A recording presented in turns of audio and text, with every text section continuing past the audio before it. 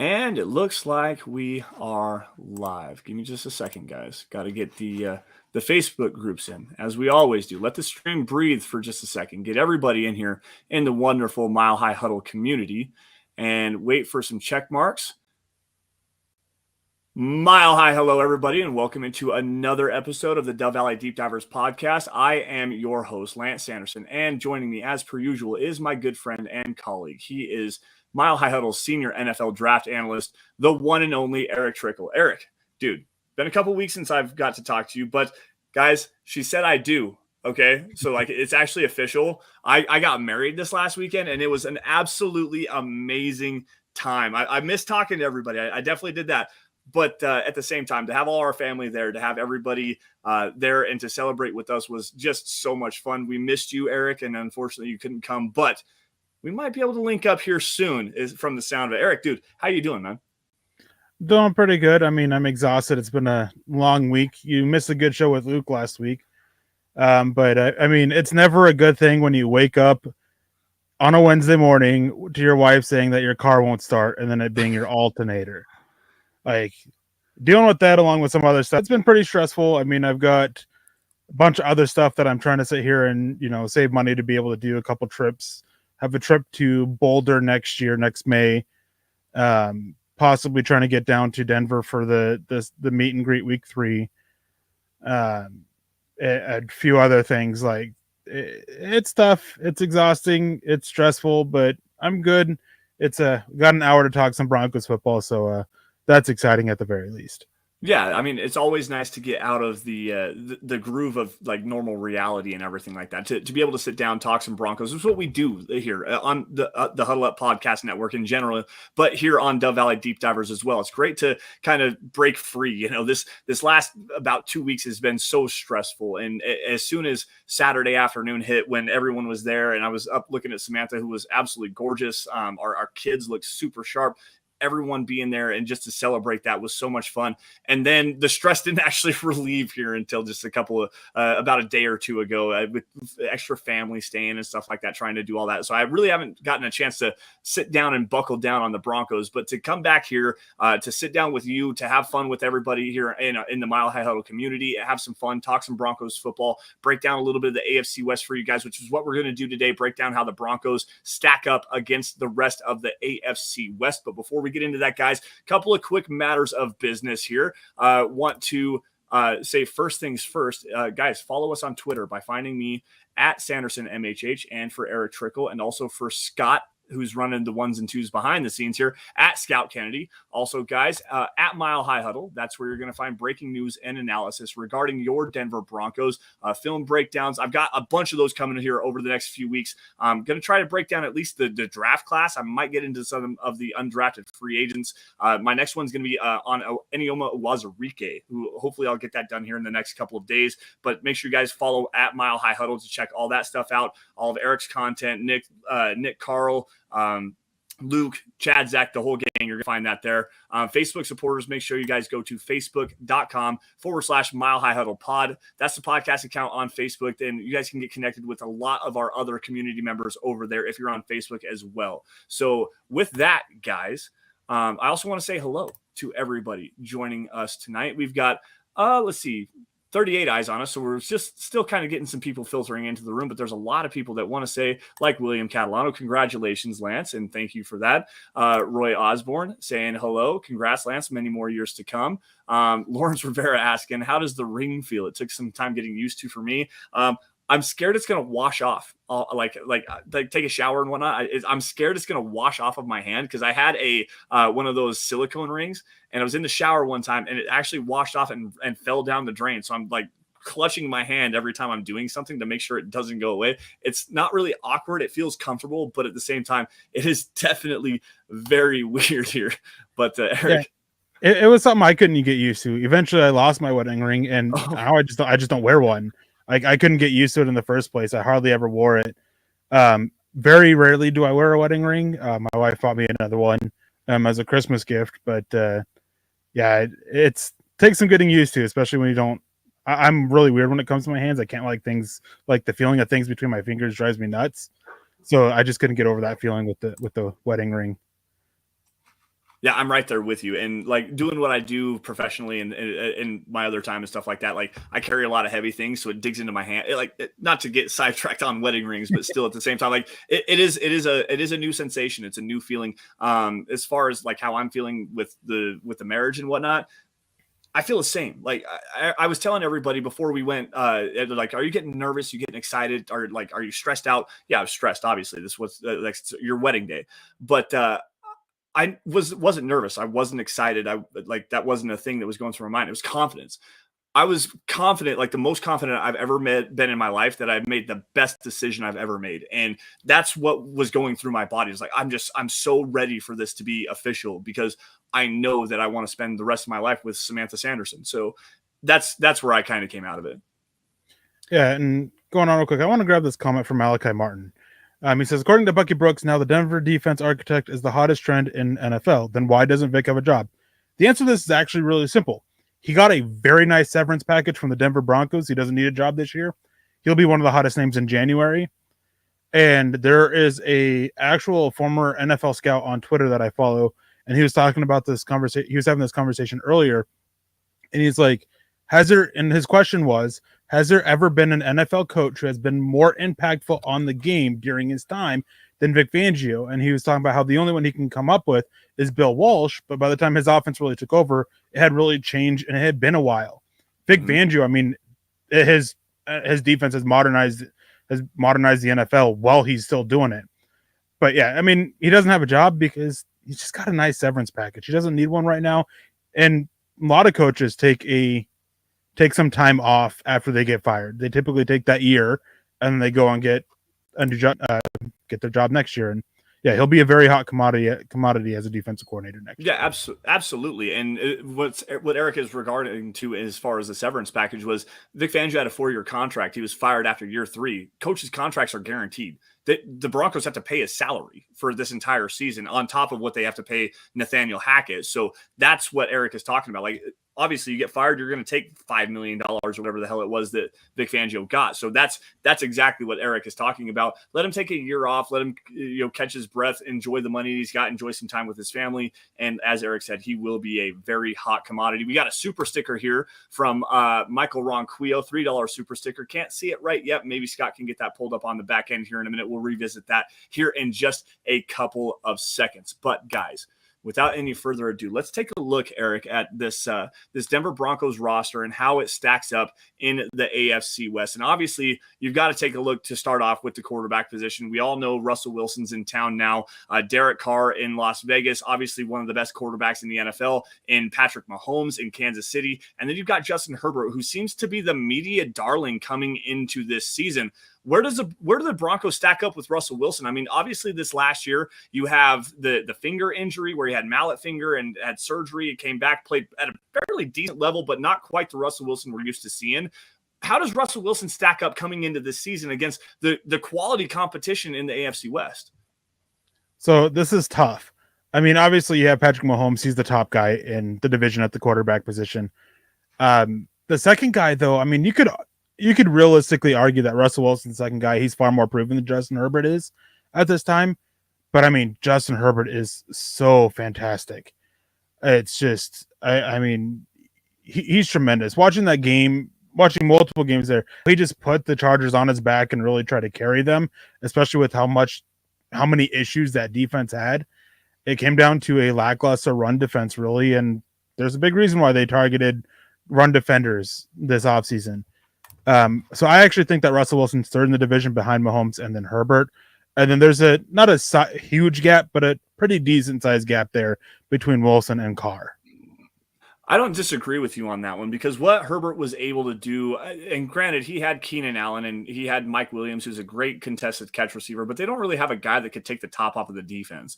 And their tight end game is not necessarily the greatest either. So like he had to work with limited weaponry like surrounding him. The offensive line wasn't great either, and that defense, like you said, was just absolutely atrocious. I mean, they went out and made a very concerted effort to go. They got Sebastian Joseph Day, which is a guy that I really know that you liked a lot coming from the Los Angeles Rams. They went and got Otito Abania from UCLA in the draft this year. Hopefully Jerry Tillery takes another step forward in his development. They also went and got Khalil Mack, who's been a very good run defender coming off of the edge in the last couple of seasons. And Gary, thank you for jumping in here. I want to just give a shout out to Gary for showing some love here. But like, there's so much to like about this Chargers team, and Herbert is definitely one of those pieces where he stepped in as a rookie and had the most elite rookie season we've seen in the history of the NFL. I mean, he took over from week 2, I believe it was, when he took over for Tyrod Taylor and that collapsed lung that he had, and just immediately had that impact. And everyone questioned, getting rid of Shane Steichen, going to I can't remember the offensive coordinator they have now, but that offensive system scheme, the scheme change and whatnot to what they're doing. They took away a lot of shot plays, but Herbert progressed so well from year 1 to year 2. It's only logical to see him progress from year 2 to year 3 and become that top 7 level quarterback. Like it's only logical to see that. Yeah, and I mean, talking about that defense real quick, and this can kind of address this. Joe Collier about the 3-4 defense back to the league. It did. But I mean, that's Brandon Staley. He's a disciple of Vic Fangio. He runs that 2 high safety system. And that is how, Vic Fangio has really modernized the NFL with the way they use their safeties.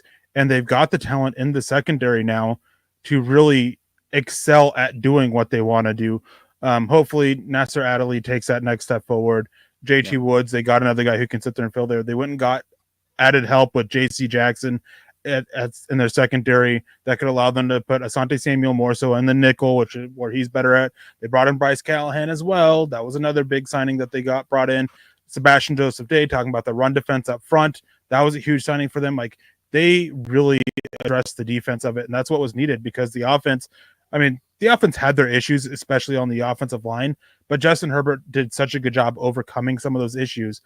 Part of my issue, and he kind of talked about this, is they had Anthony Lynn, they moved on from him, and then at offensive coordinator, they also had currently have Joe Lombardi.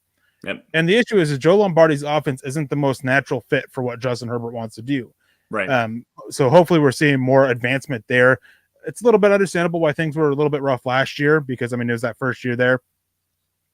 But I mean, he's such a talented kid. He's very bright, and he can make all the throws that you need for it. They've got plenty of weapons for him. They went and added additional weapons throughout the offseason. They went and made some key additions on their offensive line, drafting Zion Johnson, who is many people's top interior offensive lineman in the NFL draft.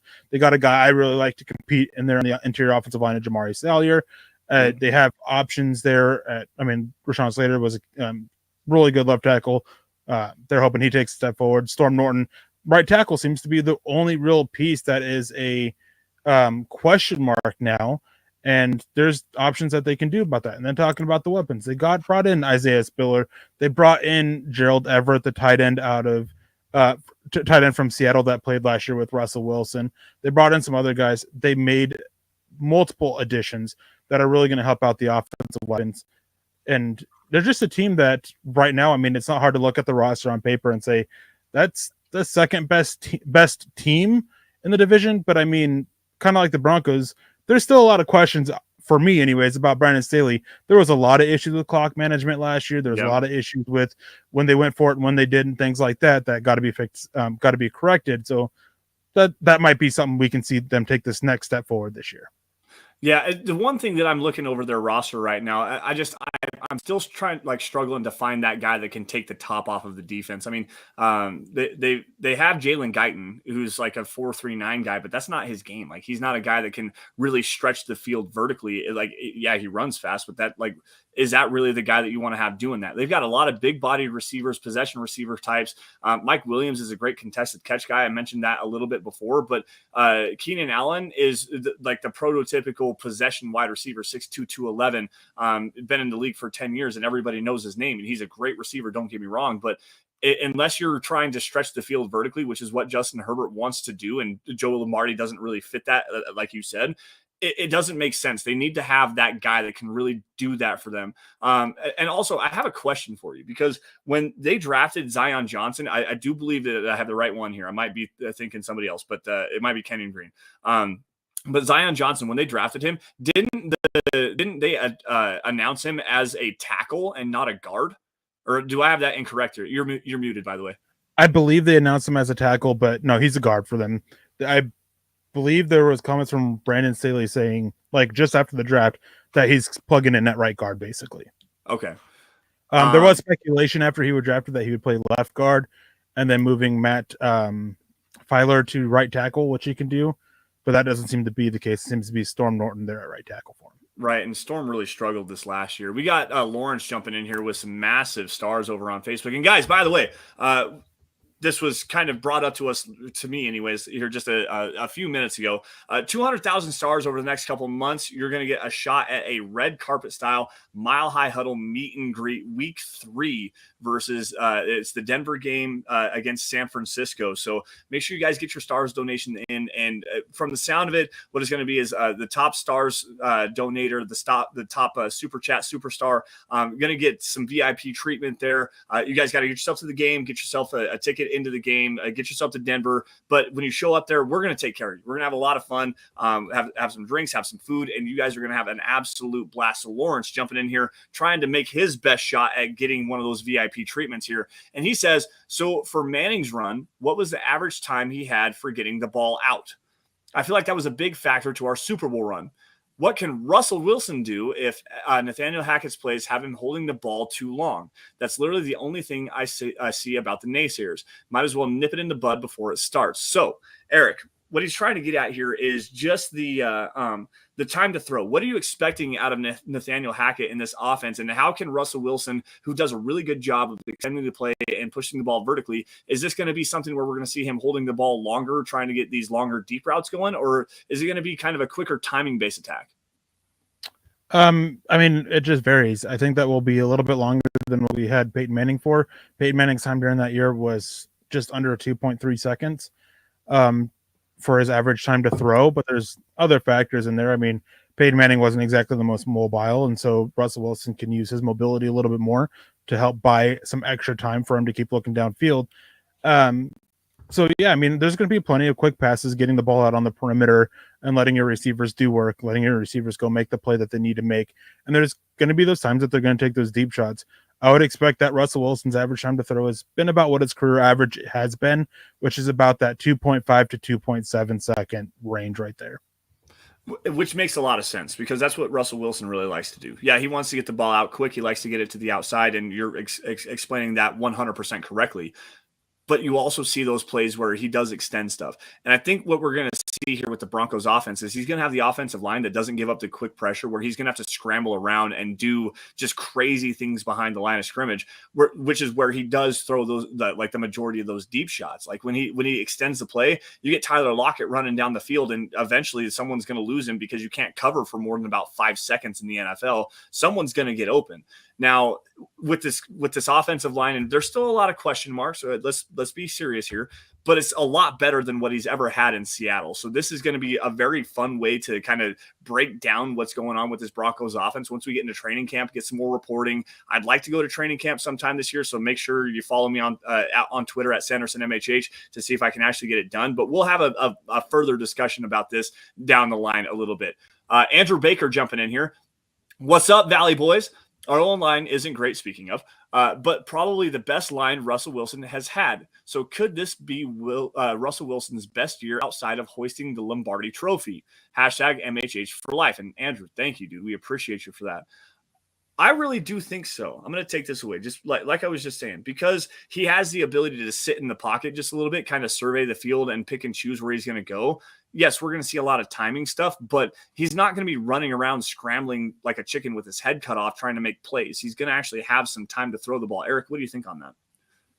I mean, Russell Wilson has had some really good years there in Seattle that just kind of went under the radar. Last year before his injury, I mean, he was being talked about for as part of the MVP conversation. Yep. He was tremendous. At one point last year, he only had like 2 interceptions to like 13 touchdowns or something like that. I can't remember exactly off the top of my head. I'd have to go back and double check. And so he's had some really good years. The injury kind of threw him off last year. The year before last year, he had a really good year. But I mean, having that offensive line for him, it's going to be interesting because I definitely think that this is the best offensive line he's had in his career, and I don't think it's really particularly close. Even though that there are concerns with the Broncos' offensive line, it's not every single spot like it was so consistently there in Seattle.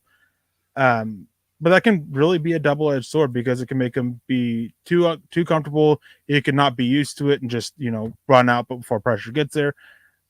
It's hard to say for him because we haven't seen him behind this line. Even though he's a veteran, it's still rough. And yeah, Chase, 10 touchdowns and 1 interception.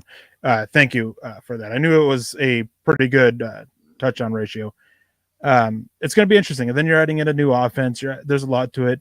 A lot going on. I mean, it's reasonable to expect that this could be one of his best years of his career. But at the same time, there are plenty of reasons to kind of not necessarily be pessimistic about it, but not think that it's going to be such a tremendous year. That it's going to be reasons why to kind of be hesitant with the kind of season that he can have.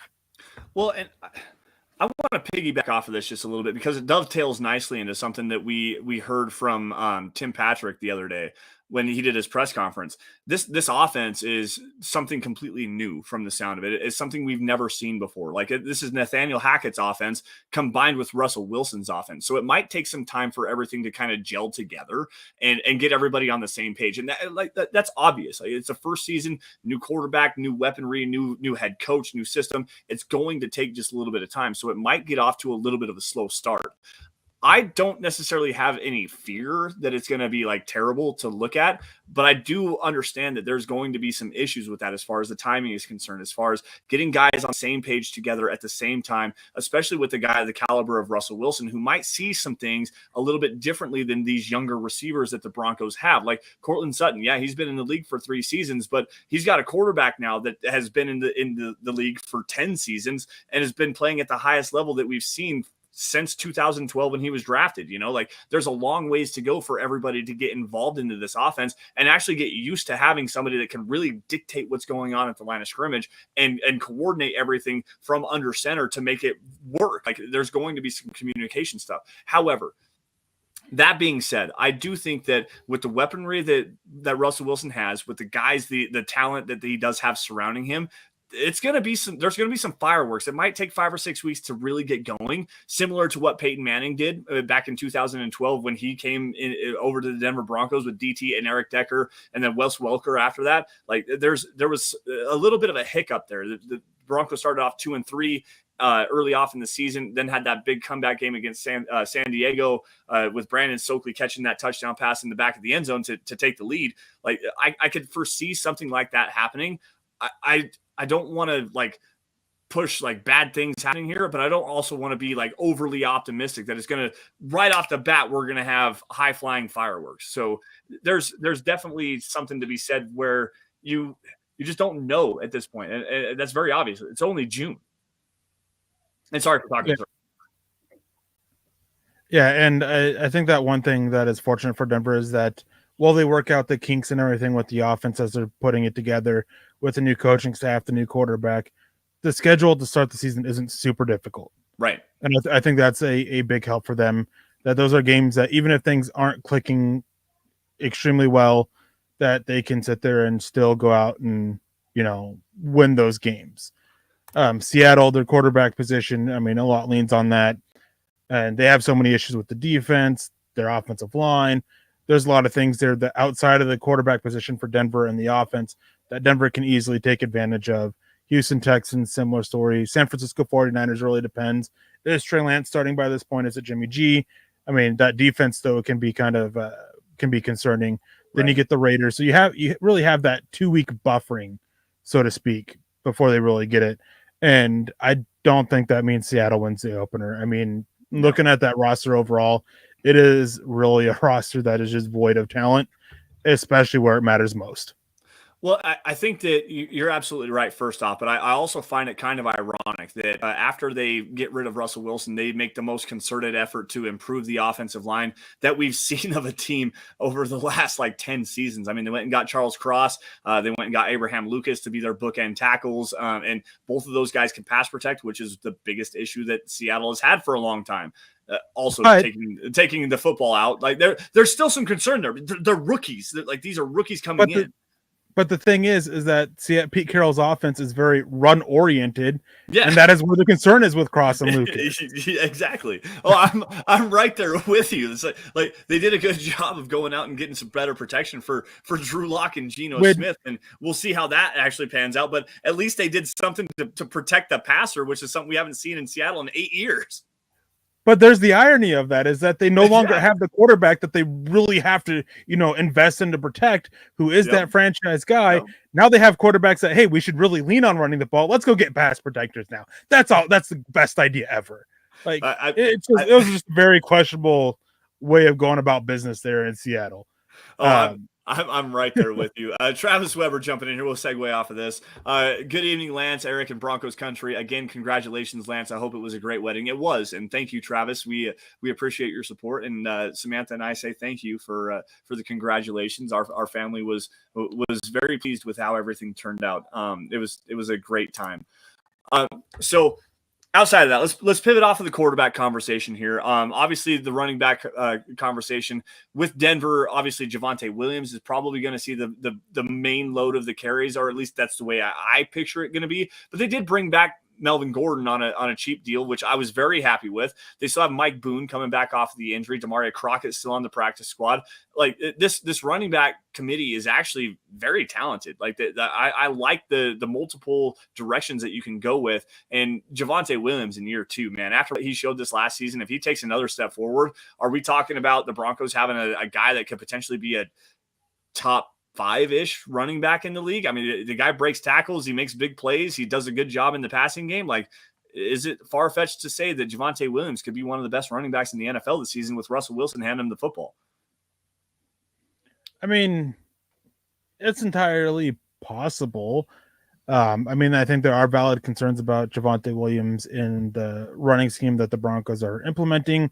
It's one that you really have to see the field cut and go, as basically the way Nathaniel Hackett put it, or it might have been Williams.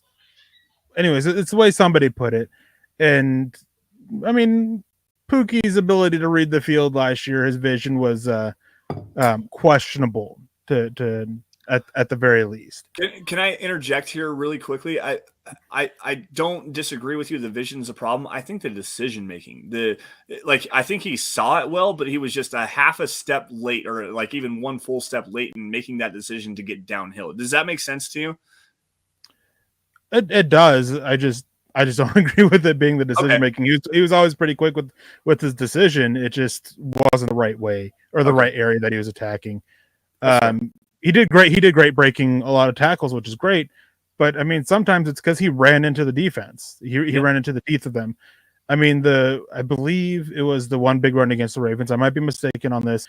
I mean, good thing he broke that tackle because he ran right into two defenders. And it wasn't an issue in the offensive line. I mean, the offensive line did well. It's just there was a defender there and there was an open lane and he just didn't hit it. So it's a concern. And then bringing Melvin Gordon back, maybe they decide that they want to continue with this basically even split that they had last year. I mean, they both had 203 rushing attempts last year, right? So maybe they decide to go with that. So it's in the world of the unknown right now because we don't really know how Nathaniel Hackett wants to use them.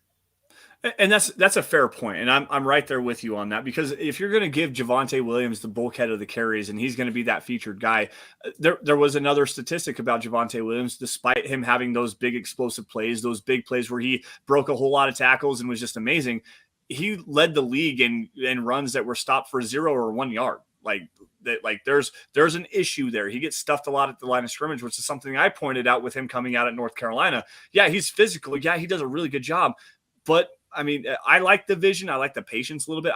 I think that he missed a lot from just being indecisive on what he wanted to do. So that's where I was coming from with that. Yeah. But still, at the same time, there's a concern there. There definitely is. I want to cover this equally and fairly, so that I'll just kind of leave it at that there as we jump over here to Andrew Baker. Which side of the ball should they play more aggressive with? I want to say the offense, but I'm going to say the defensive side of the football. I think that if you're going to have an offense where you know that you're going to get some you got a quarterback that can distribute the football. You got a good running game with a couple of really good running backs. I think you need to be more aggressive defensively this season. You need to really try to get after the quarterback, really try to figure out your run defense, because last year, Denver's run defense wasn't very good. They were also at the bottom of the league in terms of total pressures and sacks as well. You have to get more aggressive defensively. And when you have the ability to play with a lead, which is something this team hasn't been able to do since 2015, like there's definitely something to be said about getting more aggressive, taking an opportunity to get after the quarterback and turning the football over, getting it back to your offense, and just let them go back to work. I do think it may take a couple of weeks to get everything on the same page, but this offense is going to really take off. I do believe that. I'm going to take the cop-out ounce here, and they should be balanced on both sides in terms of their aggressiveness. That's fair. And simply because, I mean, you want to be you want to take your calculated risks. Mm-hmm. You don't want to just be super aggressive and take those risks, because that can tend to bite you in the butt. You want to be calculated with it. You want to set it up. You want to just play it smartly. So I don't think they should be more aggressive on one side of the ball or other. They should just be calculated and balanced. I'm with you on that. I just want to see a little bit more aggressiveness from the front seven this year. And you and I, we'll see that. I mean, everyone has already spoken on that. Is that we're going to see more aggressive up front, because if you can't get pressures naturally, then you gotta get it. You gotta simulate it. You gotta get that simulated pressure, which is becoming one of the trends in the NFL. Right. And that was something that you and I went back and forth on several times over the duration of the Vic Fangio era. I mean, you and I got into, I won't say screaming matches, because it wasn't really screaming matches, but back and forth in our group chat with Nick, Erick, and Nick and Carl and James. But like, we went back and forth on that. Like, I want to see more manufactured pressure. Like, and you're like, oh, they're doing twists and stunts. They're sending some delayed blitzes. It wasn't frequent enough. Like, they were doing a lot of those cool things and stuff like that. But Vic Fangio really relies on his coverage scheme. And if your coverage scheme is good, your pressure packages should be able to get home. I want to see it the opposite. Get some pressure first, allow your coverage scheme to kind of do what it needs to, and get the quarterback to make some mistakes. Because if you got a guy, if you're not getting pressure up front, you got a guy, let's just say, for example, Tom Brady or a Derek Carr, who really had Vic Fangio's number over the course of his tenure here in Denver. Like, he was very good at dissecting what was going on in front of him, pinpointing and attacking the weaknesses in the coverage, because there was no pressure coming up front. So that's what I want to see. More pressure from the front side, from the front seven. And let's see what happens in the backside, because I really like the additions. I mean, you got K'Wan Williams coming in here, Caden Stearns hopefully taking that next step forward, Justin Simmons obviously being that great safety we know, Pat Surtain taking another step forward in year two, Ronald Darby, who's been a solid player. Like, you've got some players in the secondary that can hold their own. Let's go get after the quarterback and see if we can't take some footballs away. Yeah, I mean, I definitely get where you're coming from. I think that it's not it's a far more nuanced conversation than that. Right. Because you can't just, blitz consistently every single time. You got to be able to confuse the quarterback. Right. Which, I mean, and blitzing's, it's a well-known double-edged sword. And Denver didn't necessarily have the strength and coverage to get to, send extra blitzers, but they also didn't have the pressure up front to help out the coverage unit. So that's where that double-edged sword was. Neither side did well enough. I mean, yeah, Patrick Surtain was great. Justin Simmons had a good time. But, I mean, the nickel cornerback situation, I mean, that was up and down there with Bryce Callahan missing some time, Ronald Darby missing some time, Kyle Fuller playing so poorly. So it led to issues in that secondary to where you couldn't safely blitz, because you're blitzing linebackers, and your linebackers help that middle of the field coverage. And the short and shallow coverage areas that Vic Fangio loved to run. So they couldn't really afford to send extra blitzers. And when they could afford to send extra blitzers, their pass rush was still not the most effective by season end. I know that at the beginning of the season it was really effective, but it dropped off significantly. Yep. Well, and your coverage wasn't able to hold up well enough, because you just counter a blitz with a quicker passing game. And that's where Derek Carr really dissected the Broncos defense. He's known for years, even in games that Denver has won, he's completely negated the Broncos pass rush by a quick passing game. Yep. Quick two-step drops, get the ball out in the perimeter, and let your receiver make a play. Darren Waller being a mismatch, that was a huge part of it. And Hunter so that's where simulated pressures come in, because you're covering that absence with someone else in your coverage unit, and that was something that just that was one area I think that Vic Fangio's defense was a little bit behind the times on. No, and I'm totally with you on that, and that was a big part of what I was trying to get at in our conversation was if you're only going to rush 4, you've got to try to simulate some kind of pressure. And yeah, he did twists and stunts like that all the time, but rarely ever did you see like they'd bring 5, but they'd never bring somebody late and like delay that blitz or whatever. Like this, and like you said, the simulated pressures is something that I'm conceding to you because I agree with you. You just do a little bit better of a job of articulating it than I can right now. Regardless, like this defensive scheme, I think needs to be a lot more aggressive, and I'm going to stand firm on that one. We got a couple of questions here. First things first, I want to grab this from Travis Weber, and I'm going to plug Thomas Hall has a new podcast, Legends of Mile High. He says, Travis Weber says, did anybody catch the podcast this morning? I missed it. Guys, I cannot stress to you enough. Thomas does a really good job on this show. Legends of Mile High is a wonderful, wonderful spot. It's about a half hour long, 45 minutes. He had Carl Mecklenburg on, Broncos, former Broncos linebacker, defensive lineman, outside linebacker, cornerback, quarterback, running back, whatever the hell. I mean, he played 50 different positions for the Broncos. And he's a great public speaker. Thomas Hall and Carl did a great job. It was a wonderful interview. Make sure you guys go check that out. If you haven't seen it, go to Mile High Huddle's YouTube page and please go check out that episode with Thomas Hall and Carl Mecklenburg because that is must listen stuff right there.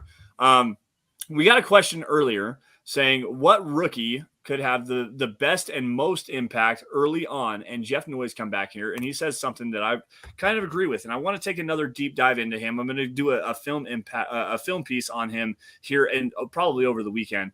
The Iowa State defensive lineman, rookie 4th round pick, Enioma Uwazurike, could have an impact early on. Eric, I know this was a guy that you were like in love with, and we all know the reaction. If you haven't seen it, go check out the live draft coverage on day 3. Eric gets giddy like a schoolgirl. It was awesome. But I want you to break this down. Enioma Uwazurike and his impact on what this defense could look like.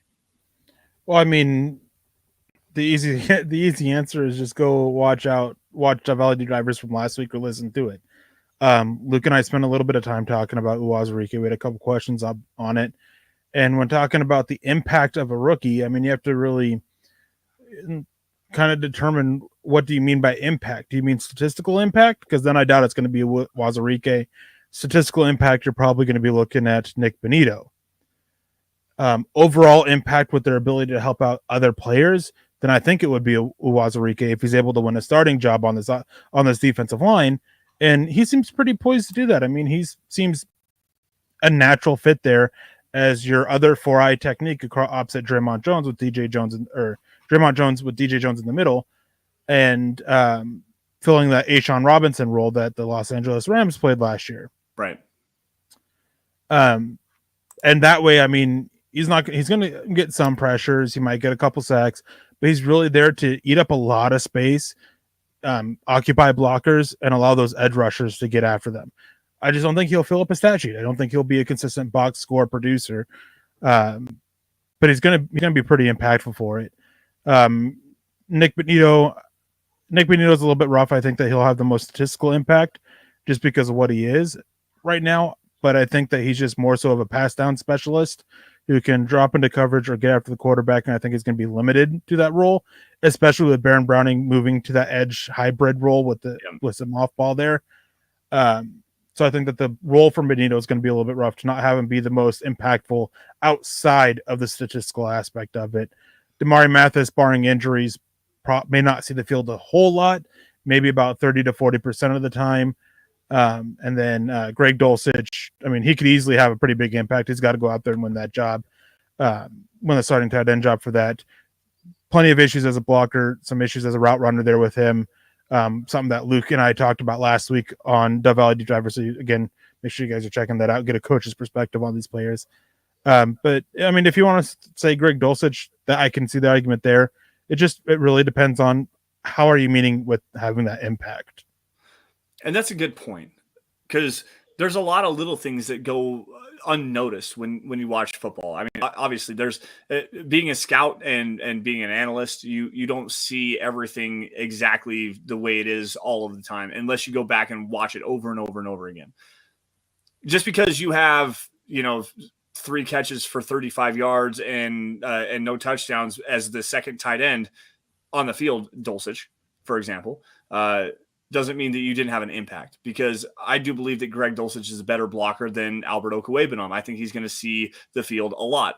3 catches for 35 yards, it doesn't sound like a big impact, but did he dig out to the second level, block out a linebacker, open up a hole for Javonte Williams to, make a long run? Did he make a good pick, lined up in the slot, and spring Jerry Jeudy for a long catch? Like there's so many more ways to address what impact you have on the field than just the statistical outcome. And I agree with you on that one. I think Nick Medino is going to actually have a fairly defined role, and it's going to be a limited role this year, because the Broncos really need to figure out what's going on with Bradley Chubb. I mean, obviously you've got the knee injury, you've got the bone spurs that he had to deal with both ankles last season, going into year 5, playing on the 5th-year option.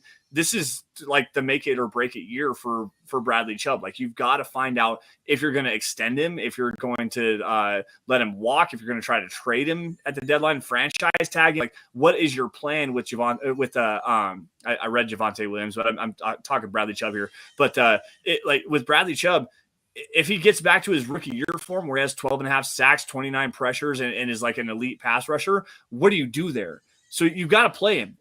And with Randy Gregory coming off of the shoulder surgery, but they just paid him $70 million over the next 5 seasons, you've got to figure out what you have in Randy Gregory. Those guys have to be the focal point. With Baron Browning, you've got Malik Reed, who has a lot of experience. Nick Benito has his own issues in the running game. There's going to be a very defined but limited role for Nick Benito. And I think a lot of it is going to be on blitzing attacks, like in the dime packages, the sub packages, where you get him out there as a pass rush specialist only. And Eric, I agree with you. He may have 3 or 4 sacks this season, but it's not, I think they're going to be timely, but they're not going to be in impactful moments. I think one of the best ways to talk about the type of impact a player can have, the best example for that in recent Broncos history is Derek Wolfe. Yeah. Mm-hmm. I mean, he was a guy who didn't really, he got his stats, but wasn't tremendous, not tremendous production. But I mean, he was probably one of the more impactful defenders for the Broncos because of what he did. I mean, he was just so disciplined with his technique and his role that he just allowed and opened Von Miller to just do his thing, because Derek Wolfe was right there to cover up for if Von Miller got overextended in his pass rush and ended up being a delayed handoff or a quarterback run. Derek Wolfe was there to help cover up for that mistake. So that's why it matters. And then we got a question here about Javonte Williams or Melvin Gordon starting, who y'all prefer. Javonte Williams will be the starter. Melvin Gordon will be the backup this year. Question is, what's the split? I think it'll be probably about 60-40. That's where I was going to go with. That's from Bronco Gang, and thank you, Bronco Gang, for joining us. Got another question here from Gerald Garcia over on Facebook. Do you think KJ Hamler will be 100% this year? From all accounts at the OTAs, and I don't know what they're running. It's probably about 75% and whatnot. KJ Hamler was a full participant in the OTAs and caught a long, deep pass from Russell Wilson the other day, where it sounded like KJ Hamler damn near laid out to make the catch. So 100%, I think so. It's impossible to say. I don't think he'll be 100% right away, because I mean, there's time to get back into game shape and everything like that. And the 3 preseason games I don't think that's just enough time for Hamler to get back into game shape. And then, the issues that he's had. I mean, are we going to see lingering issues? Hamstring in his rookie season. We can't say for sure he's not going to get hurt again. I mean, all things provided, I think at some point this season, knock on wood, he doesn't get hurt again, he will be 100%, but I don't think it's going to be right away. I don't think it's going to be right away, like at the very beginning of the season, but I do think you're going to see a full go KJ Hamler this year. Like that's definitely going to happen. I hope it happens about week 2 or week 3, where you see 4 wides and KJ taking the top off of the defense. But it is very difficult. because some news came out. KJ actually talked to the media a couple weeks ago saying that it wasn't just the ACL tear. There was some other lateral ligaments that he had to get some work on. And also his hip popped out. So he had hip surgery and knee surgery at the same time. But to see him out there, not only at Russell Wilson's passing camp out in San Diego a few weeks ago, but then to get out there in OTAs, see him running a route, see him catching footballs from Russell Wilson, that's very encouraging to me. Let's just put it that way. Let's see here. Chase with a good question here. Does Denver get a compensatory pick if Chubb signs elsewhere, Eric? I don't believe so, because it would be a declined option, and I'm just not sure how that works with rookie contracts. I thought he was on the 5th-year option this year. Is my math wrong? I don't know. I can't remember with him. I can pull it up. 2018. Go ahead and if he is on the 5th-year option this year, then that's right. 5th-year option was picked up last year. I was thinking of Noah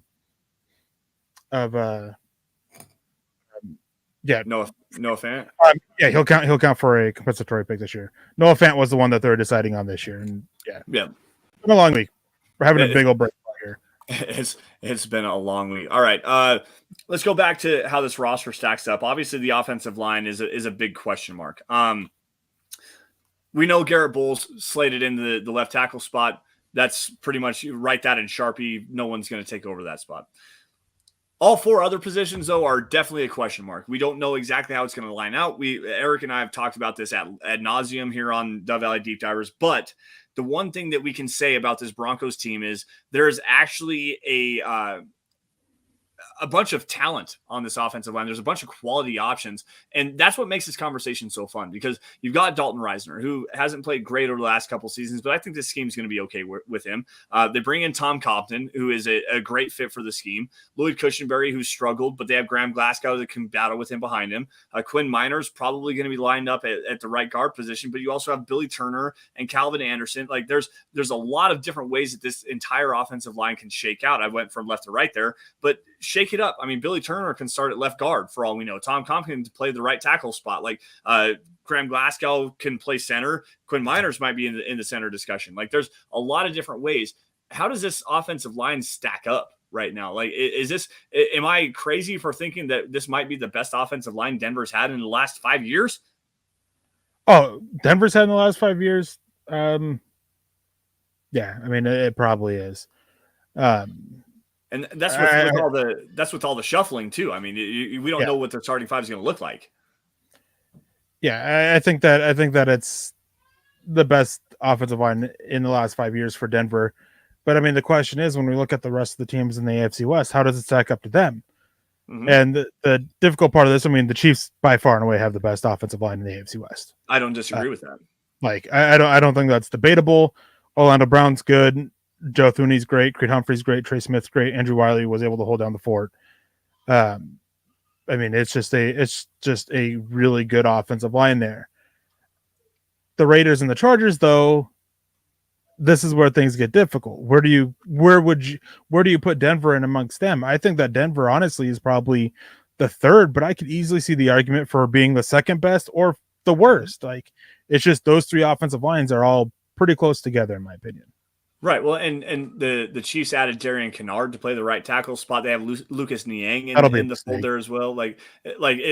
They still have some quality competition there. Lucas Niang was tremendous back at TCU. He had the knee issues, but if he can come back healthy, I mean, that's a quality right tackle option for you there. The Raiders, they have Alex Leatherwood, who's probably going to play inside at the guard position. They just drafted Dylan Parham to play the center position for him. I can't remember who they brought in for the right tackle position. It's going to be a battle over there. Dylan Parham's competing for a right guard. For right guard, okay. I thought they were going to move him into the center spot there. Regardless, that's the big question there is the right tackle. I mean, Colton Miller has been playing at a pretty high level over the last couple of seasons. They still have Richie Incognito there as well. Like there's some talent on that Raiders offensive line. Quite honestly, to me, I think it's between the Broncos and the Chargers as who's going to be 3 and 4. Like I really do believe that, because the Chargers, they got Rashawn Slater. They They added in Jamari Sawyer. They brought in Storm Norton. We've already talked about him. They bring in Zion Johnson. I can't remember who their center is. Let me pull that up really fast. It's Corey Linsley. Corey Linsley, who's a very good player at the center position if he can stay healthy. Like they've got some pieces to work around with. We just don't know exactly how that's going to shake out. So 3, 4, and 5, or 2, 3, and 4, excuse me, between the Raiders, Chargers, and Broncos, like you could really line up any of them. I think the Broncos are probably third, but behind the Raiders, and then the Chargers would take up fourth. But you can make an argument and dissuade me off of that stance for sure. Well, I mean, this is the argument I have: is I don't necessarily disagree with you. The issue is that now the Raiders are talking Alex Leatherwood's going to be the right tackle, Dylan Barham their right guard. Okay. Their center is Andre James, who he's fine. Yeah. He's nothing special. And then Jermaine Illuminaire at left guard, who's just meh. It's just, if you're moving these around, Alex Leatherwood didn't have the best year last year at right guard. They want to move him out to right tackle. Like, how's that going to work out for him? They have just as many questions as Denver does, which is why I could easily have the argument that Denver should be above them. I mean, at least we know Quinn Miners, he'll be starting most likely at right guard, maybe center. And he was better than their right guard or center last year by far. Colton Miller and Garrett Bowles are quite similar. I'd trust Billy Turner or Tom Compton over Brandon Parker or Alex Leatherwood at right tackle. At left guard, I mean, Dalton Reisner, I think he's right there with, maybe if not a little bit better than the Raiders left guard. I mean, so you definitely can have that conversation. I mean, you can have the conversation with the Chargers being up there, because the Chargers, Rashawn Slater, I mean, he's probably the best left tackle in the division. Orlando Brown is good, but Rashawn Slater was great. Corey Linsley is probably the second best center in the division behind Creed Humphrey. Matt Filer, he's a very fine left guard. Zion Johnson, I mean, he was a top-rated right guard. Storm Norton is the biggest question mark on that offensive line at right tackle, and what are they going to do there? So I'd probably say probably put it Chiefs, Chargers, Denver, Raiders, actually. I wouldn't disagree with that. I'm not sure with the well, I guess I'm not sure with all three of them, to tell you the truth. Just, we don't know I mean, you make a lot of sense. You definitely do make a lot of sense the way you break it down. Like I'm not going to disagree with you, but I am going to disagree with you. Like I think the Raiders have a little bit more upside with what they have there, and I think the Broncos have a lot of upside as well. We don't know so much about the Chargers, and that right tackle spot with Storm Norton was rough last year. He was arguably the worst right tackle in football last year. Like there's a long ways to go there. And if that's the guy you're going to try it out there, I can see why that would be a huge issue. But now you've also got the rookie right guard to go on with it as well. So there's issues there on the right side. Well, I mean, Zion Johnson, I mean, he's just a plug and play guy. And that's just going to my evaluation of him coming out of college. But I mean, the fact that we could sit here, I mean, this is a conversation and this is a debate to have, because all three of those units are quite close together. And that's the main point of what I was trying to get down is it's hard to organize them because they're all quite similar. Yeah, absolutely. So we've got only a few minutes left here. I want to answer a couple more questions. Maybe we'll get into the defensive side of the football next week. I do want to get into the wide receivers if we do have a chance here. Let's see here. There was one that I really wanted to grab. Michael Ronquillo saying that Jonas Griffith and Josie Jewell had their presser today. They did, and Jonas Griffith actually dropped a pretty high-quality comment saying that he is trying to compete for a starting job, which everybody's competing for a starting job, but it sounds like he's in the running for definitely being one of the guys there. Go ahead, Eric. Didn't I say on here at one point, maybe during the draft, can't remember exactly when, but didn't I say that naming Josie Jewell the starter right away may not be the way to go, because Jonas Griffith is very much in the running there? I was right there with you saying that, by the way. There was a lot of conversation about the linebacker position and how the Broncos definitely needed to go and get Chad Muma or a Troy Anderson, and we were there with you. I mean, obviously go upgrade the room, but they brought in Alex Singletary. They brought back Josie Jewell. They have Baron Brown who can play off ball. Jonas Griffith was the guy like, hey, watch out for him. He played so well down the stretch. I was right there with you on that. So don't make it seem like I was in disagreement. Now, some of the people that we talk to every now and again are definitely in disagreement with that, but I digress. Let's see. Someone was talking about Gerald Garcia. Here it is. This is fine. Maybe get into this really fast. Do we have the best corners in the NFL, Eric? No. No. I was going to say no. Do we have? Is our corner room? Is our starting corners in the top 10 in the NFL? Yeah. Mm-hmm. Is the best? No, not even really close. Unfortunately, Patrick Surtain, I mean, he's great. Ronald Darby. How long can you bet on him for? Quan Williams, again, how long can you bet on him for? I mean, he hasn't had a full season in his career. Ronald Darby's had one in his career. Injuries are important at the corner position, and right now Denver's just aren't reliable to stay on the field. I think the one thing that I want to say about the corner room before we get out of here really fast, I think that there's a lot of high upside because you got obviously Pat Surtain, who played absolutely tremendously last season, showed himself to be a top 5 potential player. Like he's got another year to prove it yet. But Ronald Darby does a good job driving on the football. He gets his hands on a lot of footballs, even though he tries to catch the football like has frying pans for hands. Like it's terrible. But he does a really good job in coverage. K'Wan Williams takes a lot of chances. Michael Ojemudia drives on the football really well. And then you've got Damari Mathis, who the Broncos drafted in the 4th round, who got his hands on a lot of footballs. He was like top 4, I think, in college football last season in interceptions. Like the guy is a tremendous like ball hawking player at the cornerback position. That I think is going to be the biggest change, where you're going to see some guys being able to take some chances on some footballs. And the Broncos have some guys that actually have the ability to do that this season. Not that they didn't last year with Bryce Callahan, even though he was hurt the entire year. Ronald Darby doing the same thing. But Aseng Bassi was bad a couple of years ago. They finally got these guys that can come in and make some plays on the football. And that's going to be the biggest change here. Let's see here. Carl Mecklenburg seemed very impressed by Josie Jewell this morning. Yes, he did. I need to go back and watch it again. I was listening to it at work, so there was some stuff that I missed. However, just what Carl was saying about this defense, I was very impressed with the way that Tom handled himself. So make sure you guys go check that out. Legends of Mile High on the Mile High Huddle YouTube page. It's great stuff. Absolutely great stuff. Guys, Mile High Huddle's YouTube page, you got obviously Dove Valley Deep Divers, Building the Broncos, Mile High Insiders, the Huddle Up podcast, including some other video content and stuff like that. Make sure you guys go and check that stuff out. Eric, are you seeing anything you want to address here? Because I think next week we'll do kind of the same thing.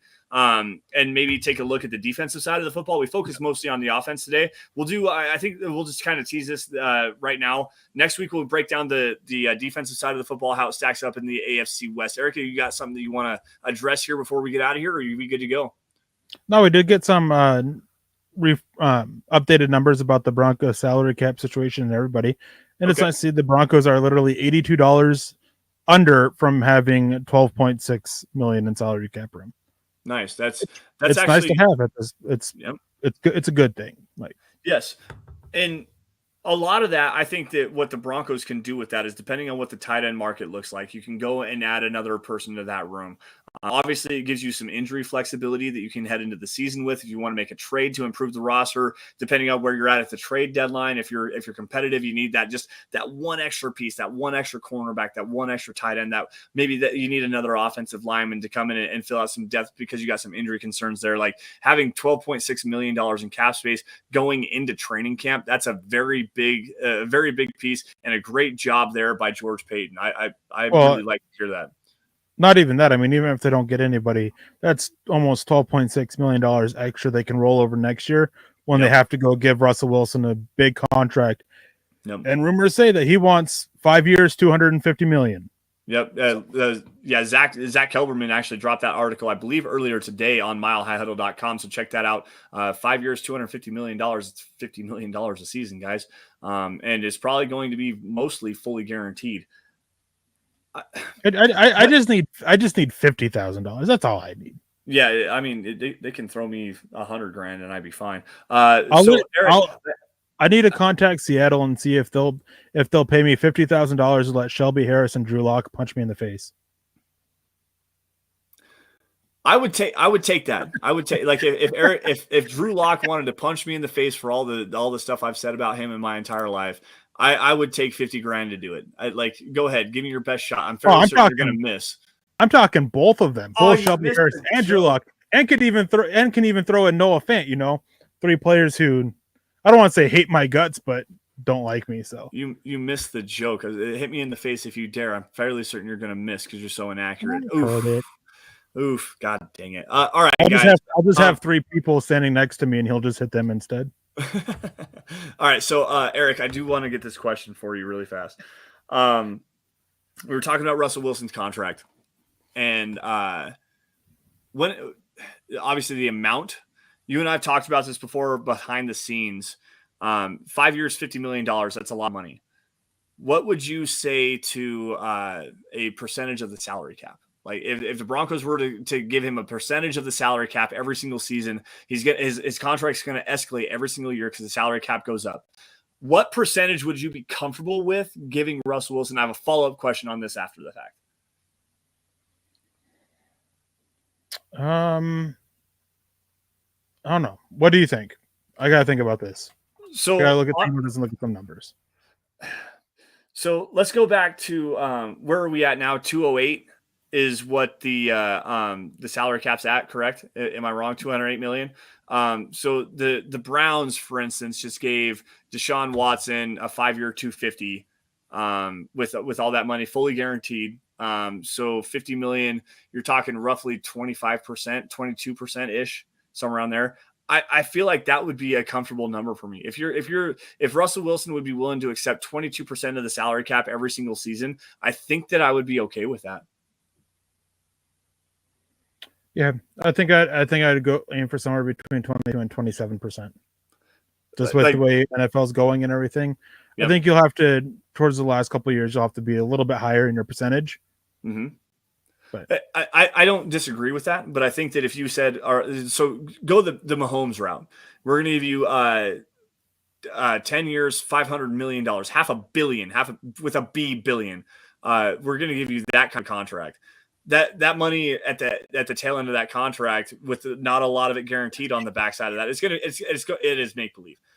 But still, that's a lot of money. You're talking $50 million a season on an average value. If that's what Russell Wilson's asking for is $50 million guaranteed on an average per year basis, why not give him to that with the chance to escalate it every season the cap goes up?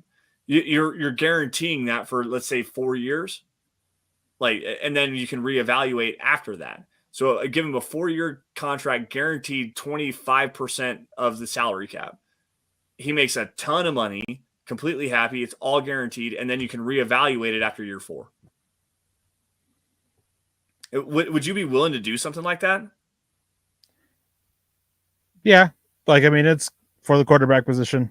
There's not much I wouldn't do to have a franchise quarterback locked up. Yeah. So my follow-up question on this one is, when would you be willing to go into the negotiations for that? Obviously, Russell Wilson has 2 years left on his contract. And probably wants to have a new deal to make sure he's locked up and secured. That's the way he's operated in Seattle. His agent, Mark Rogers, is very aggressive in what he wants. He's very stubborn to deal with. He's also a baseball agent. For anybody that didn't know that, he's a baseball player agent, which is why Russell Wilson got tied up with him, was because he was his agent going into baseball. At least I understand it that way. Regardless, the only NFL client Mark Rogers has is Russell Wilson. So Mark Rogers can play this game the hard way, and he can make it very difficult. When would you be willing to take a look at this contract and say, okay, we're going to extend you on this kind of a deal, whether it's 50 or 5 years for 250, fully guaranteed, we're going to give you this now. When do you start that conversation, and how do you go about it? I would have started at the moment we traded for him. Me too. And I would have started now. I'd start it 5 minutes from now. I would have started it as soon as possible. Yep. I wouldn't expect Russell Wilson, his agent, to agree, but you get that line of communication open and going back and forth as soon as possible. Well, and for all we know, those conversations are probably going on behind the scenes. We haven't heard anything about that, and that might be something that maybe even Russell Wilson has said, "Hey, I want to do this. Let's see what happens." There's also a cause for concern here, and I don't want to play the negative Nancy, but I'm going to. There's there's issues with Russell Wilson. You just don't know what you're going to get right now. He's 33 years old. He's got plenty of time left to play the game. You're obviously not going to hand him a 10-year deal because that just hampers your future for if he does decide to retire at 38 years old. So you're looking like a 5-year deal. There's also the fact he's coming off of an injury. He's learning a new system. It's going to take him some time to get kind of acclimated into everything. How long are you willing to go with this? And why not wait just a little bit to see what player you're getting at this particular point in his playing career? So it's a very difficult discussion. There's so many layers that go into it. I would hand him the boat. Like, give him, if he wants my house, he can have it. Please take it. I don't need it anymore. I can live in my truck because at least it's a little bit cheaper to live there. But hand him everything right now, give him the bag and say, why not? Like, let's go all in on this now. But then if you go in on it now, what say he falls off a cliff and is not the player that he was 5 years ago? I can see both sides of this argument because multiple things can be true at the same time. And what if he goes out and has the best year of his career? It's that double-edged sword thing with any impending free agent. What if they go out and have their best year of their career? Their price just skyrockets. But if you give them the contract early, they go out there and get hurt. Well, then what? I mean, you can't think about that. You just got to look at the here and now. And real quick before we get out of here, I want to say with Jeff Noyes, quarterback should have a $25 million cap allowance. Anything above that is outside the cap. And after the lawyer, I couldn't disagree more. Pay quarterbacks all the money. It's the most important position in all sports. Yep, especially considering the fact that Tyreek Hill just got $30 million or something like that. I understand where you're coming from. There should be a cap allowance. I think he said 25 million with an N there. I think he's talking 25%. So 25% cap allowance. No, because earlier he thought they need to get quarterback salaries back in line. So I think he means millions. And here's the issue with that. There's not even 10 people on this planet that can play quarterback at an elite level. At an elite level. Not even 10. Maybe 5. Maybe 5. Thank you so much for actually saying that, because I've said this multiple times. There's 32 starting quarterback positions in the NFL. Maybe 12 of them are actually worthy of being starting quarterbacks. Like, quite honestly, like that, like you're actually worthy of being paid at that level. 12 people in the world are actually good enough to play quarterback in the NFL at a high level. You are absolutely correct. And Jeff does come back and says, I mean millions. And Jeff, I see where your line of thinking is coming from here. Like, distribute the wealth and make it more of a share, the profit share and stuff like that. These players agreed to that. And you got to understand here, when they go into the don't mean to go on a soapbox here, but when these players agree to the new collective bargaining agreement, you're talking about the top 1% of the top 1% of these players that are the Russell Wilsons, the Josh Allens, the Aaron Donalds, Von Millers, like all these top end players. Yeah, they're like, we want to maximize all of our money. But all the lower end players are like, just give us some guaranteed money. We just want the guaranteed stuff. Hand that over to us, because the 99% of NFL rosters are guys that make less than $4 million a season. Like, and far be it for me to say that that's not a lot of money. It is. But how many players right now on the Broncos roster, Eric, are below $750,000 this season? How many of them are below $500,000 this season because they don't qualify for that kind of money? Like, there's so much to be said for the bottom level of the rosters. Yeah, they deserve a little bit more of a cut. But the elite level players, they're the draw. They're the guys that make the most money for the league. You don't know that Sang Bassi even exists on a roster. Like, Broncos fans know who he is, but tell me a New York Jets fan that knows who he is. You're not going to see, let's see here, you're not going to see Netani Moody or some of these other guys play. You're going to go watch Russell Wilson, Cortland Sutton. You're going to watch those guys, and that's why they should get paid for. And Jeff Noyes, the owner, can pay anything he wants to above that off the cap. Then just do away with the cap. Like, if that's the way you want to go about it, do away about the cap. The cap is there to make sure that there is some parity and some fairness in the league. Mm-hmm. And if you're just capping what you pay at the quarterback, and then they can go pay with the quarterback all this extra off the cap, then you're kind of doing away with the whole point of the salary cap. Yep. But we got to get out of here, guys. We appreciate you watching. Lance, you can go ahead and run out the show. Yeah, thank you guys, everybody, for joining us. And sorry to come at you, Jeff. We appreciate your insights and we appreciate your questions and stuff like that. So please keep coming back, and we'll discuss this some more later down the future. But guys, we do have to get out of here. Make sure you guys are following us on Twitter by finding me at Sanderson MHH, and for Eric at Erick Trickel. Also for Scott running the ones and twos behind the scenes at Scout Kennedy. Also, guys, at DVDD_pod. That's the podcast account where you're going to find out what we're talking about every single Friday. Also, guys, at Mile High Huddle. That's some other account where you guys get breaking news and analysis regarding your Denver Broncos, including opinion articles, film breakdowns, deep dive analysis, anything regarding the Broncos. You're going to find it at Mile High Huddle. Folks, if you are financially able to do so, please head on over huddleuppod.com. Lots of new merchandise just hit live on huddleuppod.com. There's teddy bears now. There's a multiple onesies for your babies. There's t-shirts, hats, coffee cups, anything to suit your fancy. Huddleuppod.com. It's a great way to show your support for the show. Guys, if you're not financially able to do so on that, and even if you can't do super chats and stars donations, or maybe that's not your bag, times are tight. We understand. We get it. Okay. We just love and appreciate you guys for coming in and joining and enjoying some time with us. So while you're at it, please subscribe, like, and share. Subscribe wherever you guys are watching this. YouTube, Facebook, Twitter, Twitch, especially YouTube, though. Those numbers are really, really helpful for us. Like every video you guys see across all social media platforms. And if you love it, share it. Get it in front of as many Broncos fans as humanly possible, because without your guys' support, we couldn't do what we do best, which is cover your Denver Broncos. Now, with that, Eric, we got to get out of here. It's been a great show. Any last words before we get out the way? Yeah, Peter says that there should be a minimum amount that's guaranteed, though. Players going on the roster for just a game or two, guaranteed amount for those players. Yeah, I think that what the NFL needs to do, and the NFLPA needs to fight for more in their next CBA, is for those guys at the bottom of the depth chart. They've been trying to do that, but just not in the right ways. They definitely need to do more to help the players. I don't think the answer is to lower at the top. I think it's raise the floor. I think that's the right answer.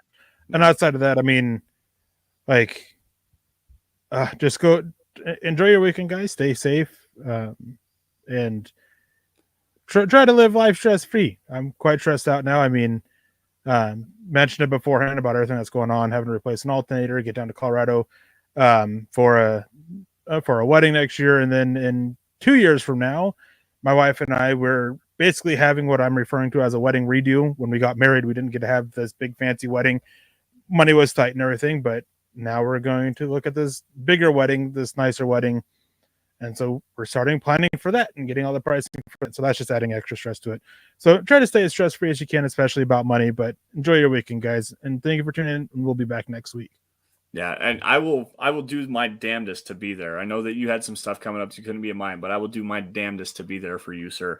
Anyways, guys, thank you all so much for joining us on the Dove Valley Deep Divers podcast. You all stay safe, take care, have a great rest of your weekend, and as always, go Broncos.